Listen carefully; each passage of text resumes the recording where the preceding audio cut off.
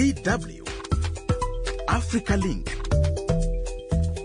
Hello and welcome to your favorite Africa Link program. This is where you get the latest from the world of news and current affairs. Live from our studios here in Bonn, Germany, I am Eddie Micah Jr. EMJ is with me, Josie Mahachi. We are glad to have you on board through our partner stations in Nigeria and across Africa. We are also live on our Facebook page, DW Africa. Coming up on the program, what is happening in Nigeria after the presidential elections? We hear from our correspondent. After the first week, I would say now life has returned to normal in the sense that businesses are now open, banks are now open, schools are now open, people are going about their daily businesses. Also, I heard what went wrong with the bimodal voter accreditation system and can technology guarantee transparent polls? We hear from an expert. From the technology point of view, I think it was not designed or at least rolled out in the way it was presented to the Nigerian public. I'm sure you're thirsty for more. Make sure to stick around for the details. We'll be right back after the world's news in brief. DW News. Hello, I am Okering Gushinado. 6 people have so far been confirmed dead after a bus and a train collided in the Nigerian city of Lagos, while more than 80 people have been injured. The accident happened on Thursday morning during rush hour. The bus was transporting civil servants to work, while the train was shuttling commuters from the outskirts of Lagos into the city. Local residents say train and truck accidents are common in many Nigerian cities where traffic regulations are usually not adhered to. Suspected Allied Democratic Forces ADF militants have killed over 40 people in twin attacks in eastern DRC. The ADF, which the Islamic State group claims as its Central African affiliate, is one of the deadliest armed militias in eastern Congo, accused of slaughtering thousands of civilians.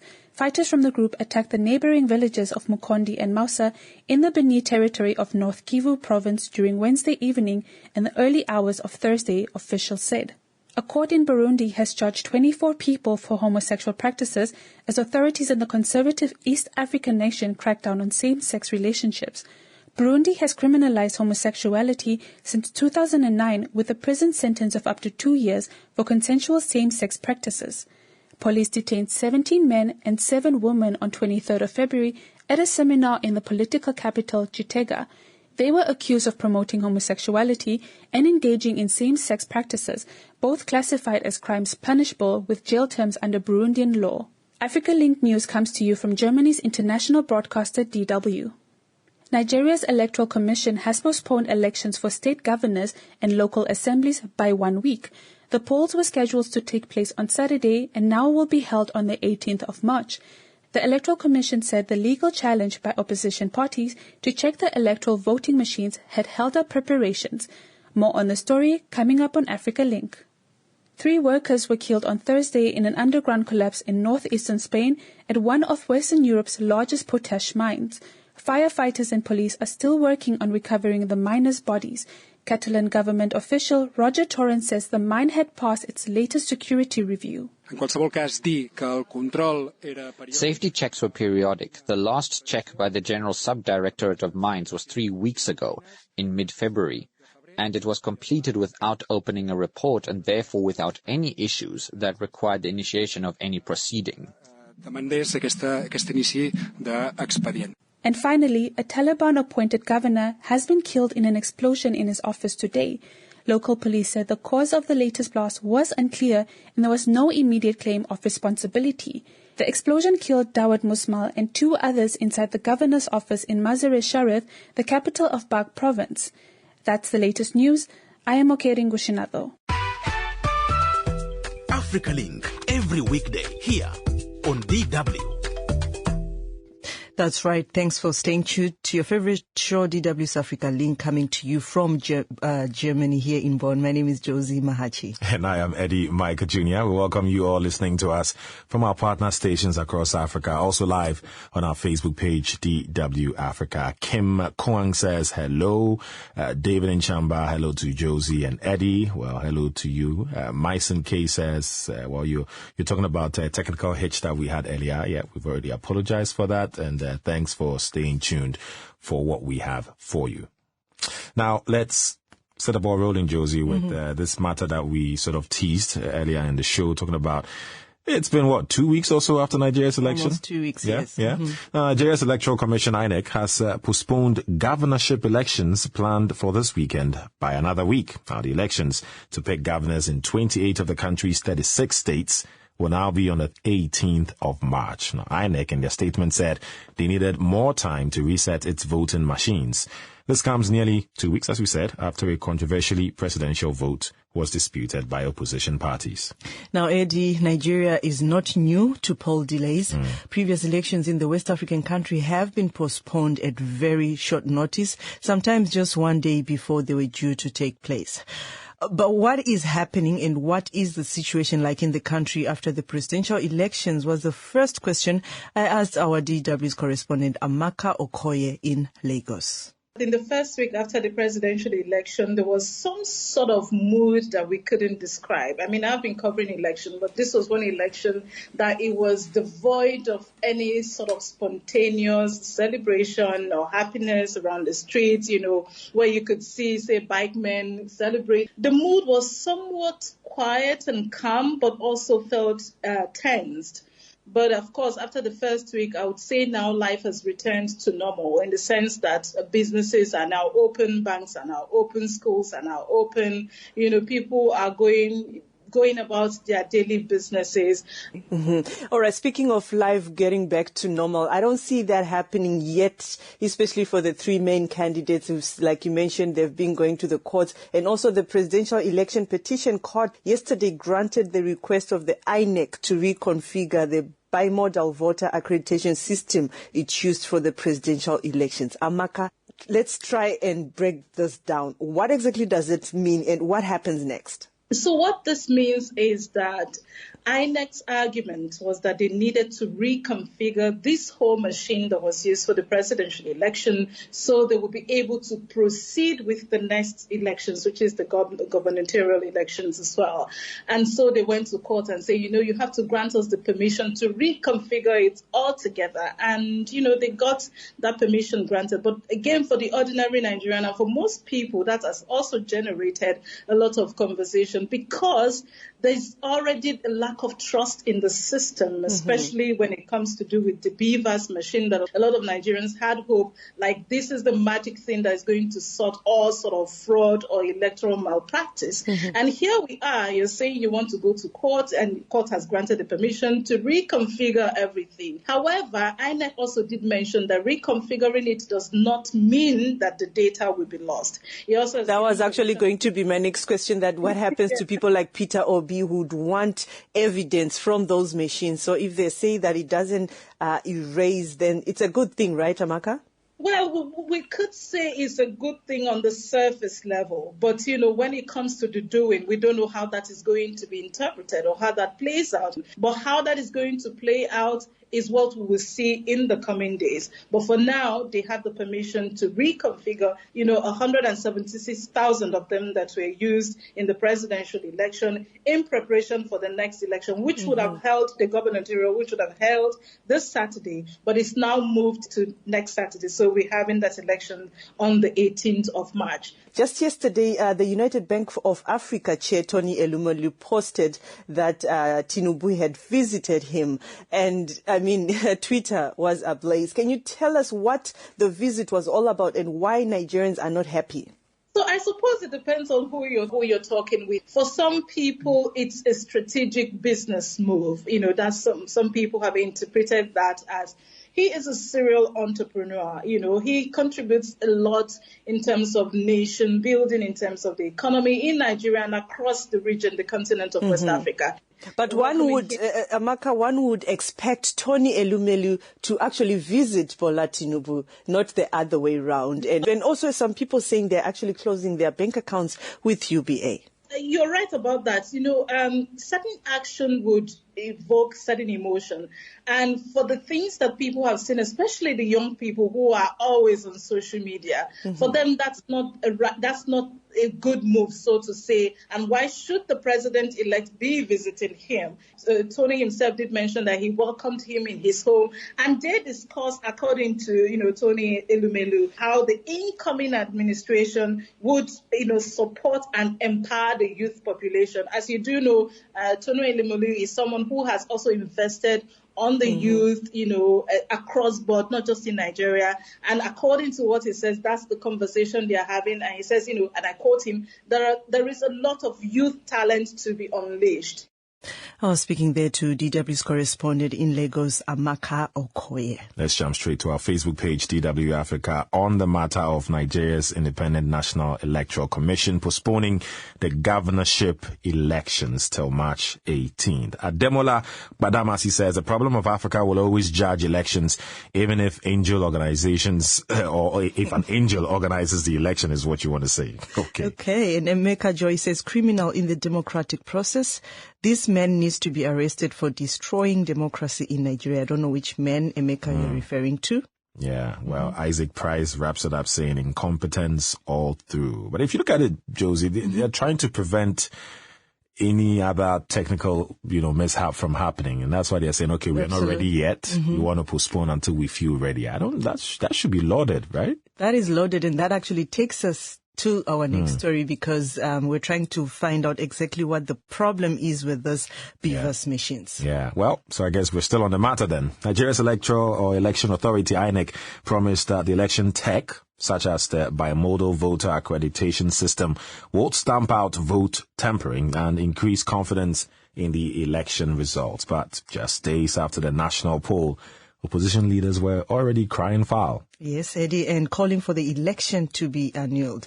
So what went wrong? And can election tech really be the answer to increasing trust?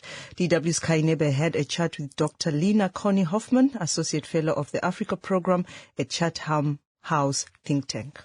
From the technology point of view, I think it was not designed or at least rolled out in the way it was presented to the Nigerian public. So the public statements and the guidelines that informed the conduct of the elections and the deployment of technology in the elections was pretty clear on the fact that the bimodal voter accreditation system was going to use for the accreditation of voters, verifying their identity by facial recognition and fingerprint, and it will also be used for transmission of the results directly and in real time from the polling units.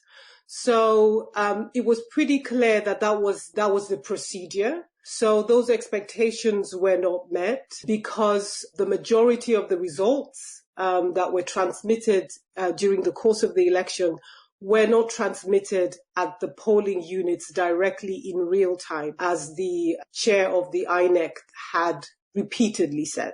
Do you think that kind of undermined confidence in the system already before the elections happened? Because this is, of course, the first time that Nigeria has used the system. I think from a technological point of view, it will require a review of the INEC system for us to be able to understand, what was the failure rate when it was piloted, how the INEC Electoral Commission responded at times at the periods where it was piloted, if at all it was piloted as many times that it needed to be piloted. So we're still trying to understand technically how the system failed. DW's Kai Nebe had a chat with Dr. Lina Connie Hoffman, Associate Fellow of the Africa Program at Chatham House think tank there. Thank you so much for that chat. Yeah, don't forget the program. This is DW's Africa Link program coming to you live from our studio here in Bonn, Germany. I am Eddie Michael Jr. And I'm Josie Mahachi. Connect with us through our partner stations across the continent and live on our Facebook page, DW Africa, where I see a lot of people there commenting, Eddie. I see Ali Agali. You're talking about the INEC story. Monji Uranus, we see you. Mamadi Turai, thank you so much for your comments. And Kim Biels is talking about President Salva Kiir. Keep those comments coming as we will read them live here as long as time permits. Still to come, what are the solutions to youth unemployment? We hear from some youth in Kampala, Uganda. You have huge competition, and that gets hard if you don't know anyone. It's not what you know, it's who you know. Go to school, study hard, and be ready to be engaged and add value in the marketplace. Okay. Did you hear that advice? I should go back to school? No, I'm just saying. Yes, I did. And I can't wait to hear more of that story. But before we dig into that, let's talk about some ways to tackle drug abuse. Illegal drugs are readily available in South Sudan. The United Nations Office on Drugs and Crime says cocaine, cannabis and heroin are smuggled through Uganda, Sudan and Kenya. And that's a huge problem. But in South Sudan, 3 former drug addicts are helping others fight their addiction. The men are founders of a small group in the capital, Juba, known as Stopping Drug Taking in South Sudan. James Shimanyula tells us more. The 3 members became hooked on drugs as teenagers, but the good news is that Esiene Ade, Emmanuel Juma, and Richard Tonguilo have been sober for years. They are now trying to show addicts that they too can free themselves of drugs. Juba University student Ade, aged 37, says his group operates without international donor support. When you align yourself with these donor interests, it becomes very hard to achieve your vision. We're able to partner with around 4 organizations. We know there are illegal drugs that enter the country legally. If you levy heavy taxes on some of these substances, by the time they enter the country, the owners of these goods will make it unaffordable. The group was established more than 4 years ago. It uses money from local donors to travel to all 10 regions of the country to raise awareness about the risk of drug abuse. Volunteers with the group encourage addicts to seek treatment at local health centers. Ade talks about the days when he was hooked on drugs. South Sudan is an environment where these substances are affordable and available. The first goal of the day is, where can I go and smoke my weed? Where am I going to drink? I had a problem with my family. It took me some time to rebuild that relationship after coming out of the drugs and also coming out publicly talking about them. It also affected my school because I had to drop out of school. 43-year-old Emmanuel Juma describes the damage addiction does. Everyone is traumatized, so there's a lot of conflict disorder that is affecting some of these kids, and they think having drugs could really help them cope. Richard Tonguilo, aged 45, is also a student at Juba University. He shares how he was hooked to the power of drugs. Drug is something that you take it and always forcing you to do something wrong. It can control you and it can make you to take wrong decision. When you find a wrong friend always making you also to take something wrong. There is a good friend and there is a bad friend. Medical experts say drug or alcohol addiction leads to multiple health issues which can lead to death. The United Nations on Drugs and Crime estimates that more than 270 million people around the world use illegal drugs.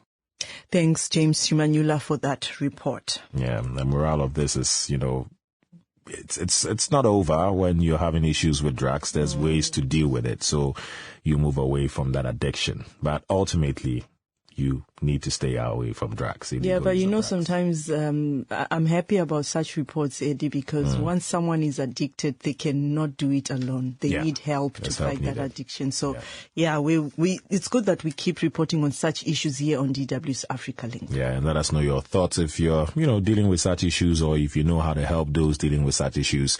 Let us know your thoughts on our Facebook page, DW Africa. Now, everybody needs a job to make enough money for a decent living, right? But unfortunately, getting a job can be very difficult. Youth unemployment is a huge problem in many countries across the continent. And in Uganda, for example, about 1.2 million graduates are currently unemployed, and many more are entering the job market every year. So what are the possible solutions to youth unemployment? Our correspondent Frank Higa had a discussion with some youth in Kampala, Uganda. On set is Philip Sekanjako, a self-employed graduate. Maureen Babidi is still unemployed after 2 years since she graduated. Ruth Igiraneza, a university finalist. We also have two entrepreneurial experts, Sharifa Namsisi from Let's Fix It